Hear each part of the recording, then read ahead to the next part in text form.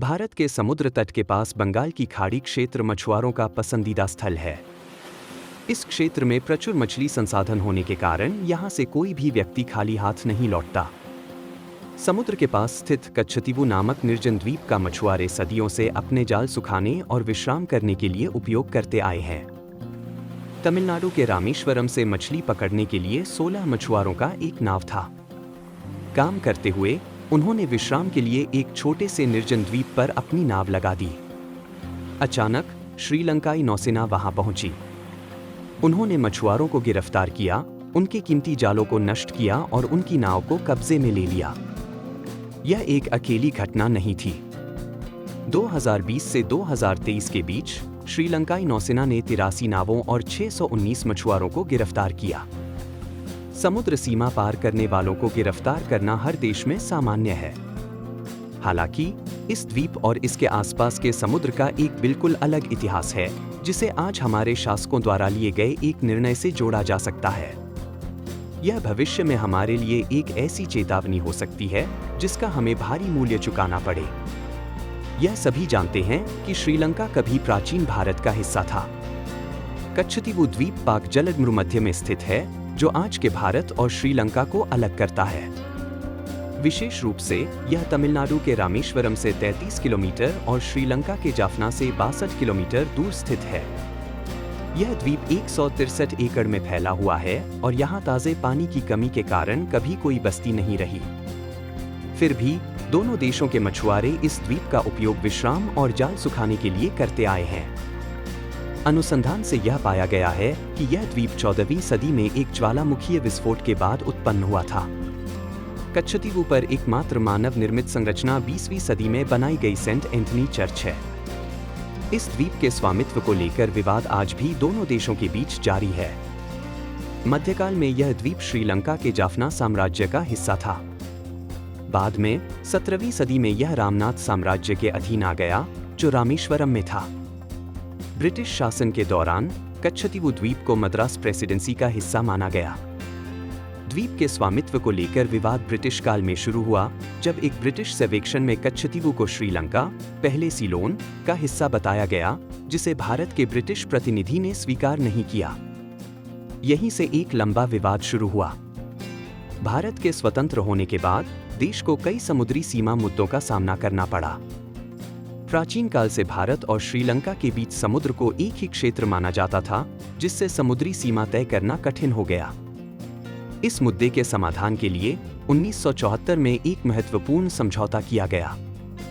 इस समझौते का उद्देश्य पाक जलद भूमध्य से राम सेतु तक की समुद्री सीमा तय करना और गोविंदर की खाड़ी और बंगाल की खाड़ी के विवादित क्षेत्रों के मुद्दों का समाधान करना था।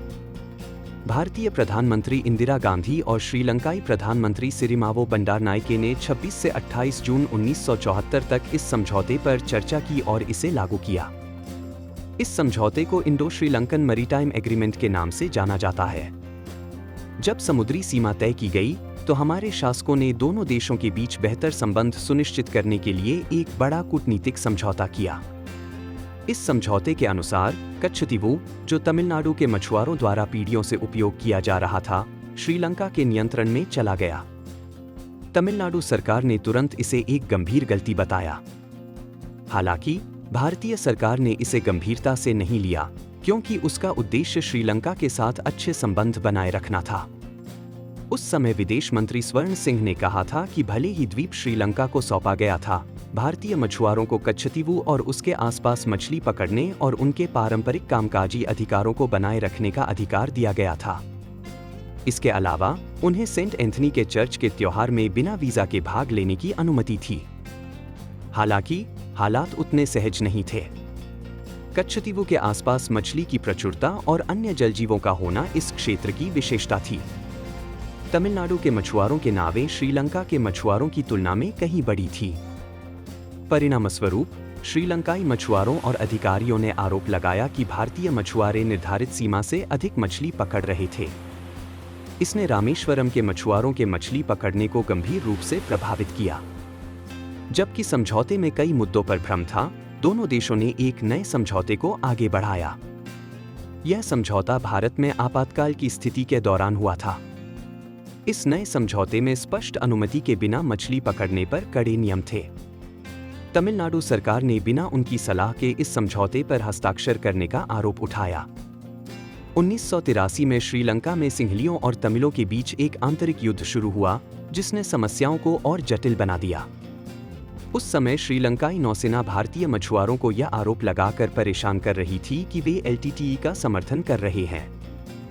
हालांकि तमिलनाडु के मछुआरे एलटीटीई के नियंत्रण वाले उत्तर पूर्वी तटों पर मछली पकड़ते रहे। 1999 तक एलटीटीई की ताकत कम हुई और श्रीलंका का आंतरिक युद्ध समाप्त हो गया। इसके बाद श्रीलंकाई सरकार ने सभी क्षेत्रों में कड़े नियंत्रण लागू किए, विशेष रूप से कच्छतीवु के तट पर भारतीय मछुआरों की मछली पकड़ने पर पूरी तरह से प्रतिबंध लगा दिया। इसके बाद कई भारतीय मछली पकड़ने वाली नावों को श्रीलंकाई नौसेना ने जब्त किया। जब्त की गई नावों को वापस नहीं किया गया और मछुआरों की रिहाई में देरी की कई घटनाएं हुईं। तमिलनाडु में कच्छतीवु को भारत में वापस लाने और मछली पकड़ने के अधिकारों को फिर से देने की कई प्रदर्शन हुए। तमिलनाडु सरकार का तर्क था कि कच्छतीवु के पश्चिमी तट से केवल 1 किलोमीटर की दूरी पर अंतर्राष्ट्रीय समुद्री सीमा है, इसलिए इस क्षेत्र में मछली पकड़ने पर प्रतिबंध लगाना व्यावहारिक रूप से संभव नहीं है। 1991 में तमिलनाडु विधानसभा ने कच्छतीवु को वापस लेने की मांग करते हुए एक प्रस्ताव पास किया। 2011 में जयललिता सरकार ने सुप्रीम कोर्ट में 1974 और 1976 के समझौतों को रद्द करने की मांग करते हुए एक याचिका दायर की। यह द्वीप, जिसे भारत ने छोड़ दिया, उसे कूटनीतिक रूप से महत्वहीन पत्थर कहा गया था। आज यह दोनों पक्षों के मछुआरे हैं जो इस निर्णय के कारण पीड़ित हो रहे हैं। श्रीलंका के साथ अच्छे संबंध बनाए रखने पर ध्यान केंद्रित करते हुए आगामी सरकारों का कच्छतीवु के बारे में वही दृष्टिकोण था। भारत की आधिकारिक स्थिति इस मुद्दे पर यह है कि कच्छतीवु विवाद 1974 और 1976 के समझौतों के माध्यम से हल किया गया था। कच्छतीवु के बारे में सूचना का अधिकार (RTI) आवेदन पर मंत्रालय का कहना था कि 1974 और 1976 के समझौतों में किसी भी क्षेत्र को भारत ने नहीं लिया या छोड़ा है और इसलिए इसे भारत में शामिल करना संभव नहीं है। विशेषज्ञों द्वारा इस मुद्दे का सबसे अच्छा समाधान यह सुझाया गया है कि कच्छतीवु सहित क्षेत्र को भारतीय सरकार लंबी अवधि के पट्टे पर ले, जिससे भारत को नियंत्रण में रखा जा सके। यदि कोई अन्य देश, विशेष रूप से श्रीलंका जैसे आर्थिक संकट का सामना करने वाले देश, कच्छतीवु को लेता है और इसे सैन्य उद्देश्यों के लिए उपयोग करता है, तो यह हमारे देश की सुरक्षा के लिए सीधा खतरा बन जाएगा।